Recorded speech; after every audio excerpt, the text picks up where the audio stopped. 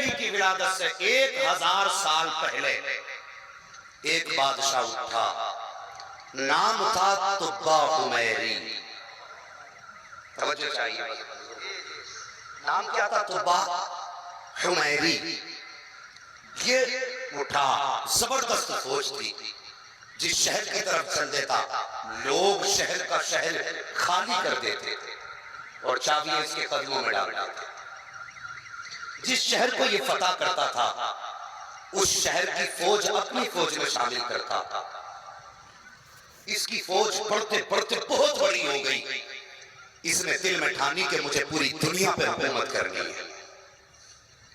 یہ نیت لے کے بڑھا، وہ سفر کرتے کرتے کرتے کرتے کرتے کرتے حرم کعبہ کے قریب جا پہنچا، مکہ شریف پہنچا۔ اس کا اصول تھا جس شہر میں جاتا اس کے باہر یہ پڑاؤ ڈال دیتا۔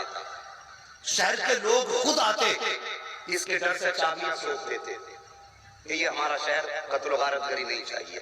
اس نے جا کے پڑاؤ ڈالا، صبح سے شام ہو گئی، مکہ شریف سے کوئی نکل کے باہر نہیں آیا۔ اس نے کہا تعجب ہے، میں جہاں جاتا ہوں میرے جانے کی خبر ہوتی ہے، لوگ چابیاں لے کے آ جاتے، یہ کون سا شہر ہے جس کا کوئی بچہ بھی باہر نہیں نکلا؟ جیسے اس نے بات کہی نا اتنی، تو جو اس کے ساتھ لوگ تھے وہ کہنے لگے تمہیں پتہ نہیں بادشاہ، اسے مکہ شریف کہا جاتا ہے، اور اس شہر کے لوگوں کا ماننا یہ کہ اس میں خدا ہے، خدا کا گھر ہے، وہ اس کے سوا کسی سے نہیں ڈرتے۔ اس نے جب اتنا سنا اس کے دل میں خیال آیا کہ ایک گھر کی وجہ سے لوگ مجھ سے نہیں ڈر رہے۔ اس نے سوچا لو میں اس گھر ہی کو مٹا ڈالوں۔ آج طرح طرح کی بکواس ہو رہی ہے نا کہ ہم اس کو توڑیں گے اس کو توڑیں گے، اور ظالموں ہمیں لاوارث مت سمجھ لینا، خدا کی قسم ہم وہ ہیں جس کا وارث مدینے والا مصطفیٰ ہے۔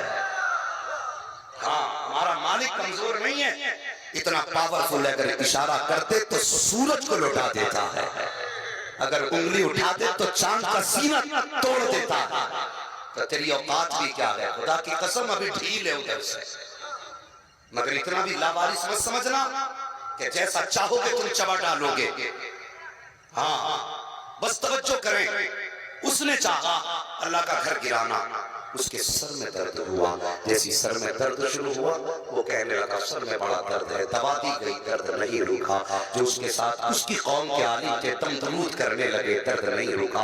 جب پریشان ہو گیا تڑپنے لگا، ایک تجربہ کار اس کی جماعت کا سب سے بڑا عالم آ کے کہنے لگا بادشاہ ذرا سچ بتا، کہیں تو نے کعبہ ڈھانے کا خیال تو دل میں نہیں کیا تھا؟ کہنے لگا ہاں یہ خیال تو آیا ہے، کہ اگر زندہ رہنا چاہتا ہے تو دل سے خیال نکال دے، اگر یہ خیال دل میں رہ گیا تو زندہ نہیں بچے گا۔ اس نے جیسی ذہن سے یہ بات نکالی فوراً سر کا درد ختم ہو گیا۔ جیسی سر کا درد ختم ہوا اب اس کے دل میں آیا کہ میں جا کے سب سے پہلے اس کعبے کی زیارت کروں گا۔ یہ ننگے پیر آیا کعبہ شریف میں، اس نے کعبے کی عمارت کو دیکھا۔ آج سے پہلے اس کے آنے سے پہلے کعبے پر غلاف نہیں چڑھایا جاتا تھا، تاریخ میں کعبے کے اوپر سب سے پہلا غلاف چڑھانے والا یہی طبہ حمیری ہے، یہی طبہ حمیری ہے۔ اس نے کعبے کا غلاف سلوایا، کعبے پر غلاف چڑھایا، پھر آگے کو سفر کیا۔ جب سفر کرتے کرتے اس جنگل میں پہنچا جو چاروں طرف میدان نظر آ رہا تھا، اس کی ساری جماعت فوج چل رہی ہے، اس کی جماعت اور فوج کے اندر مولوی بھی تھے، اس کی قوم کے علماء تھے۔ انہوں نے جا کر کے اچانک گھوڑے روک دیے اور ٹھہر کر کے لمبی لمبی سانسیں لینا شروع کر دی۔ جیسی سواریاں رکی یہ بادشاہ کہنے لگا بات کیا ہے، آگے کیوں نہیں بڑھتے؟ تو وہ کہنے لگے ہمیں اس زمین سے مدینے کی خوشبو آ رہی ہے، مدینے کی خوشبو آ رہی ہے۔ طبہ حمیری نے کہا تھا کہ مدینے کی خوشبو میں سمجھا نہیں، اس کی قوم کے علماء نے کہا تھا تمہیں معلوم نہیں ہے آخری نبی جلوہ گر ہونے والا ہے، وہ مکے میں پیدا ہو کے ہجرت کر کے اسی زمین پر آئیں گے۔ آج یہ میدان ہے، کل یہاں شہر آباد ہوگا اور یہ شہر ان کا مدینہ بنے گا۔ اللہ اکبر، جیسے اتنا سنا تھا طبہ حمیری کہتا ہے اس نبی کی شان کیا ہے، اس کی قوم کے علماء نے کہا تھا اور طبہ حمیری وہ اتنی بڑی شان والا ہے، اتنی بڑی شان والا ہے جس سے مدینے والا راضی ہوگا اس سے خدا راضی ہوگا۔ جب اتنی بات اس نے سنی تو بس ٹھہر گیا کہ یہاں شہر آباد ہوگا، کہا ہاں۔ توجہ ہے آپ کی، یاد رکھیے گا شہر آباد ہوگا، کہا ہاں۔ کہ بتاؤ آنے میں کتنی دیر ہے؟ کتابیں پلٹ کے کہنے لگے آج وقت تو قریب آ گیا ہے لیکن ٹائم نہیں بتایا جا سکتا۔ اس نے سب کو اکٹھا کیا، اپنے اپنی فوج میں سے 300 علماء نکالے. کتنے؟ تم بھی بول دو. 300 علماء نکالے. اور 300 علماء نکالنے کے بعد 300 گھر بنائے. ایک مکان 2 منزلہ بنایا جسے ڈبل اسٹوری بھی کہا جاتا ہے. 2 منزلہ مکان سمجھتے ہیں نا؟ کیا بولتے ہیں 2 منزلہ مکان؟ 2 تلہ. ہاں جی 2 تلہ مکان بنایا. اور ان 300 علماء میں جو سب سے بڑا عالم تھا وہ مکان اس کے حوالے کیا.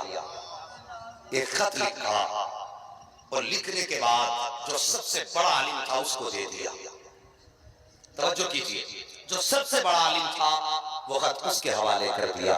وہ 2 منزلہ مکان بنا کے اس نے کہا سنو یہ مکان میں نے آخری پیغمبر کے لیے بنا دیا ہے. جب وہ ہجرت کر کے آئیں گے یہ مکان ان کا ہوگا. یہ مدینہ شہر آباد ہو رہا ہے. 300 گھر بنائے گئے, 300 علماء رکھے گئے ہیں, 300 علماء ان گھروں میں رہے ہیں. اس کے بعد یہ انتظار کرتا رہا. طبیعت اس کی بگڑنے لگی. اس نے خط لکھا اور لکھنے کے بعد سب سے بڑے عالم کے حوالے کیا اور کہا تھا لوگ اگر میرے بعد تم مصطفیٰ کا زمانہ پا جاؤ تو یہ خط مصطفیٰ کے حوالے کر دینا. اگر تم نہ پا سکو تو یہ خط اپنی اولاد کے حوالے کر دینا. اگر وہ بھی مصطفیٰ کا زمانہ نہ پائیں تو وہ اپنی اولاد کے حوالے کر دے. اللہ اکبر. یہ خط چلتے چلتے اب چلا ہے وہاں سے تبا عمیری کا تو انتقال ہو جاتا ہے. اب یہ خط چل رہا ہے 1000 سال پہلے سے. ادھر دیکھو میرا نبی مکے کی زمین پہ جلوگر ہوا ہے, اعلان نبوت فرمایا ہے. دین کی روشنی مکے سے نکل کر شہر مدینہ آئی ہے. اب نبی کی ہجرت کی گھڑی قریب آ گئی ہے. اللہ اکبر. مصطفیٰ کی ہجرت کی گھڑی قریب آئی ہے.